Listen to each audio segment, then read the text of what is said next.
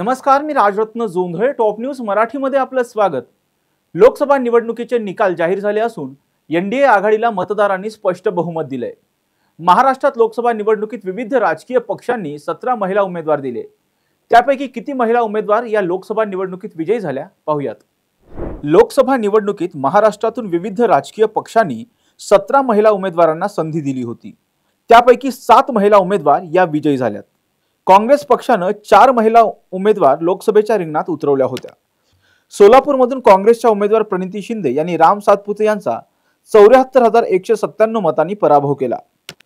मुंबई उत्तर मध्य मतदारसंघातून काँग्रेसच्या वर्षा गायकवाड यांनी ज्येष्ठ विधिज्ञ आणि भाजपाचे उमेदवार ॲडव्होकेट उज्ज्वल निकम यांचा 16,514 मतांनी पराभव केला. चंद्रपूरमधून काँग्रेसच्या उमेदवार प्रतिभा धानोरकर यांनी भाजपा नेते आणि विद्यमान मंत्री सुधीर मुनगंटीवार यांचा 2,60,406 मतांनी पराभव केला.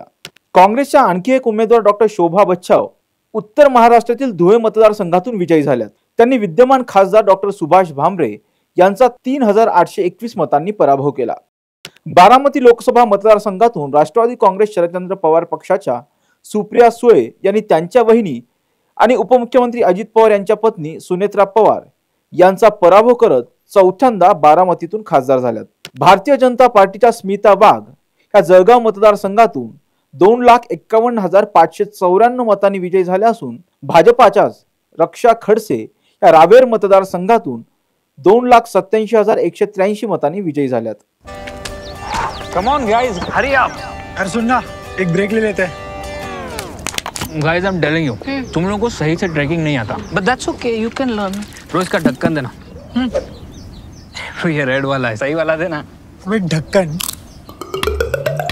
पहले तो सही पानी पीना.